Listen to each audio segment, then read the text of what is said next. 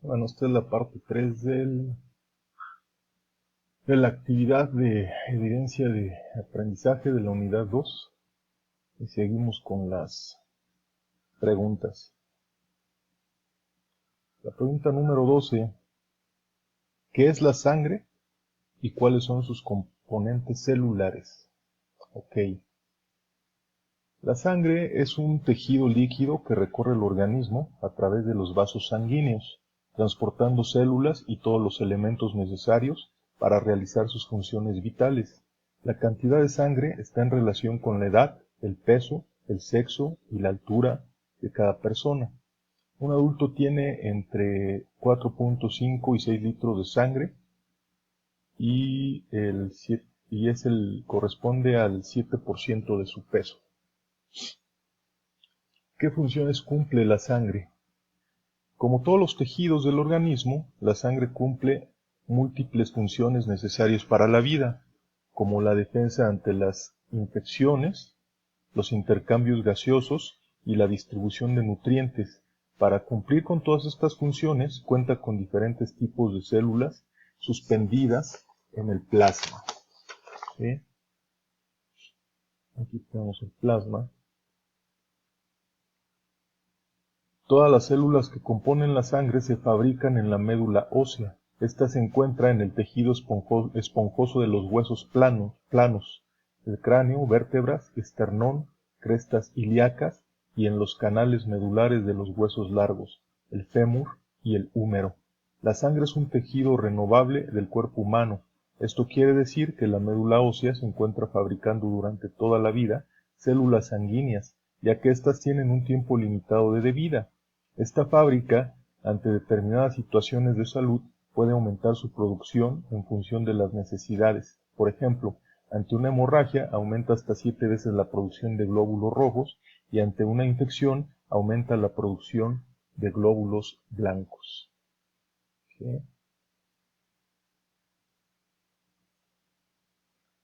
La composición de la sangre.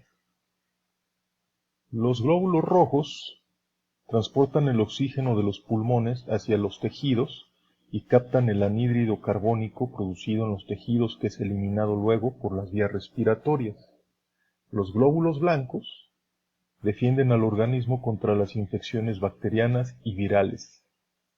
Las plaquetas impiden las hemorragias, favoreciendo la coagulación de la sangre.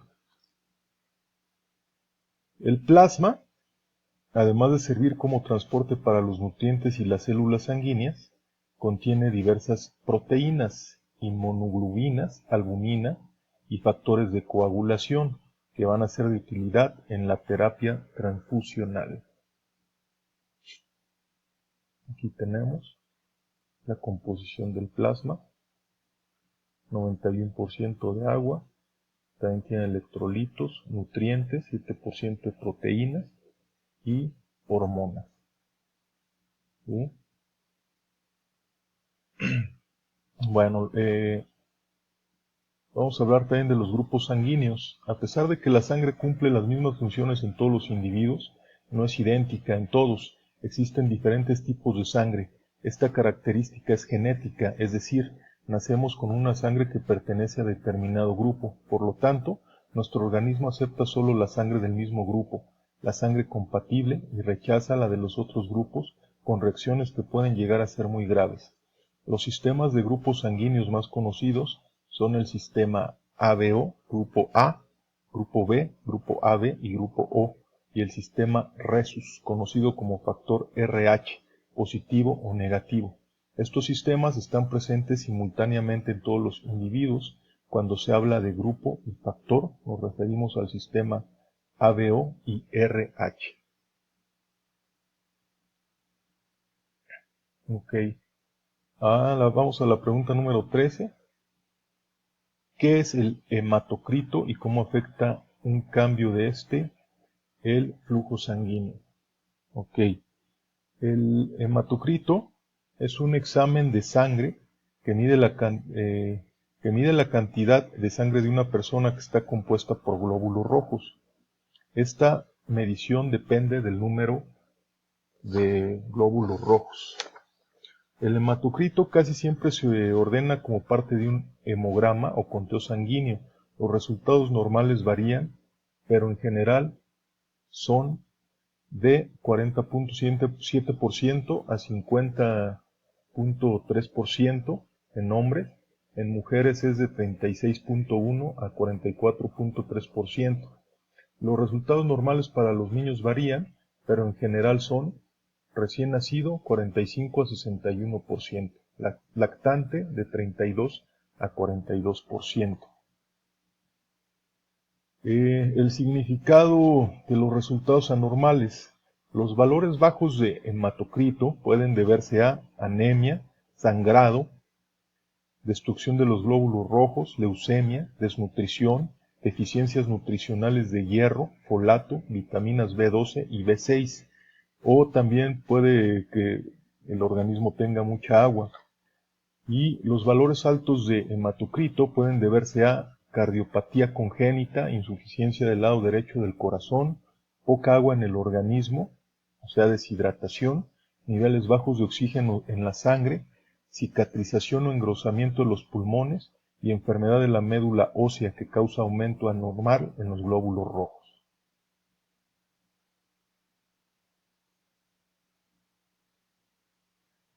Ok, seguimos con la pregunta número 14. ¿Qué es la microcirculación? Define sus componentes. Bueno, la microcirculación es el transporte de nutrientes hacia los tejidos y eliminación de los restos celulares y sustancias de desecho celular. Las arteriolas se encargan de controlar el flujo sanguíneo hacia cada territorio tisular. Las paredes de los capilares son muy finas, construidas con una capa de células endoteliales muy permeables, por lo que el agua, los nutrientes de las células y los restos celulares pueden intercambiarse con rapidez y fácilmente entre los tejidos y la sangre circulante. Estructura de la microcirculación. La microcirculación de cada órgano está organizada específicamente para atender sus necesidades. En general, cada arteria nutricia que entra en un órgano se ramifica unas 6 u 8 veces antes de que las arterias sean suficientemente pequeñas para denominarse arteriolas. En general, las arteriolas tienen un diámetro de solo 10 a 15 micras. Entonces las arteriolas se ramifican entre 2 y 5 veces, alcanzando un diámetro de 5 a 9 micras en sus extremos cuando aportan la sangre a los capilares.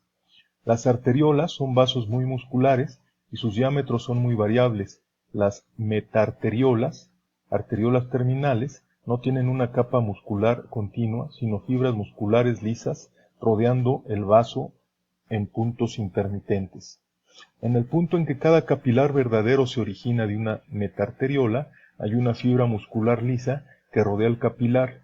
Es lo que se conoce como esfínter precapilar. Este esfínter se encarga de abrir y cerrar el capilar al momento en que pasa la sangre. Las vénulas son mayores que las arteriolas y tienen una capa muscular mucho más débil. A pesar de ello, hay que recordar que la presión de las vénulas es mucho menor que las de las arteriolas, por lo que las vénulas aún pueden contraerse.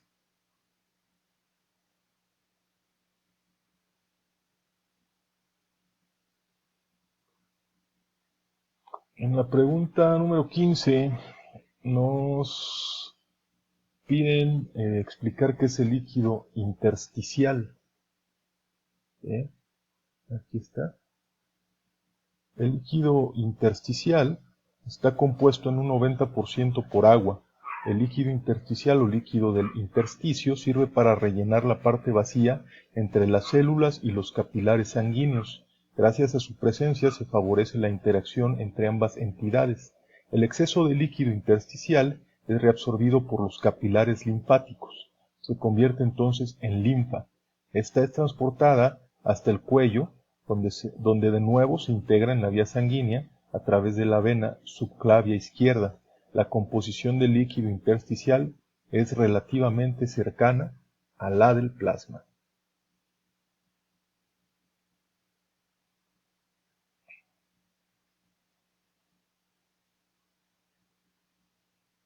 En la pregunta número 16 Se nos pide decir cómo se lleva a cabo el intercambio de sustancias entre el plasma y el líquido intersticial, que da lugar a los procesos de nutrición y desecho. ¿Sí? Aquí tenemos el tipo de intercambio entre capilares y líquido intersticial. La circulación capilar desarrolla la función básica y última del sistema cardiovascular y el intercambio de sustancias entre la sangre y las células del organismo, facilitando su supervivencia.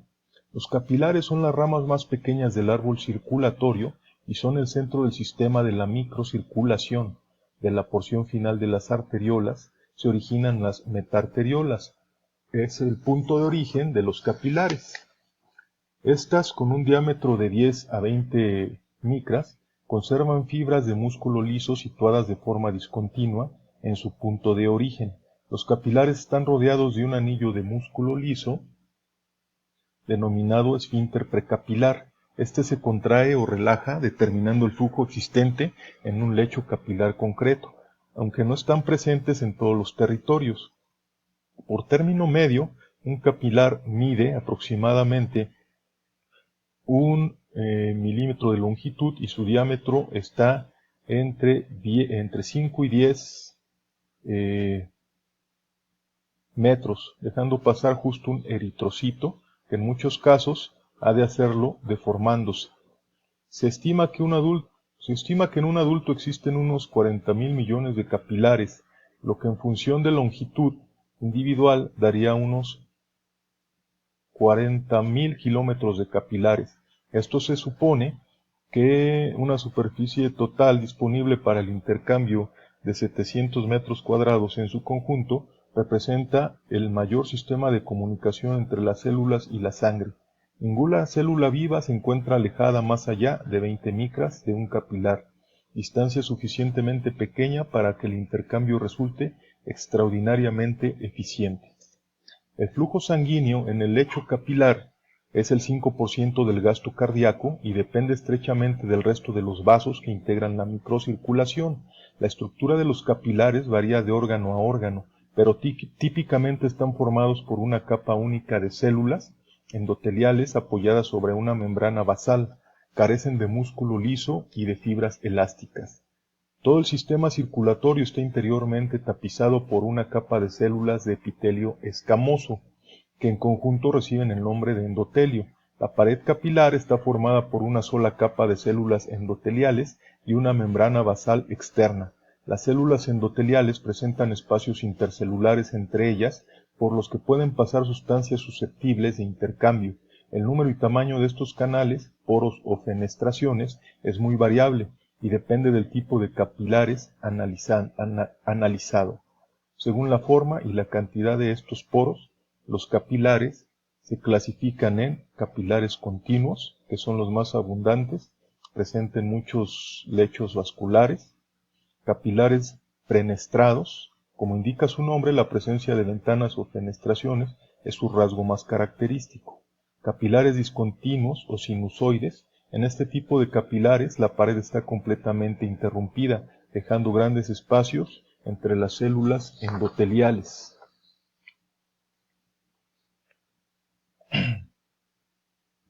Ok, vamos a hablar ahora del intercambio a nivel capilar.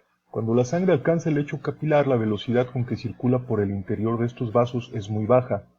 Ello es debido a que un sistema de tubos que se ramifica, la velocidad disminuye proporcionalmente al aumento de la sección conjunta de las ramificaciones. Así, en la aorta, de sección pequeña, la velocidad es muy grande, 400 milímetros sobre segundo. Va descendiendo a nivel de arterias y arteriolas, a nivel capilar, se hace mínima a 0.1 milímetros por segundo. Este dato, junto con la delgadez de la pared capilar, proporciona las condiciones de tiempo y espacio necesarias para que el intercambio pueda efectuarse de la manera más óptima posible.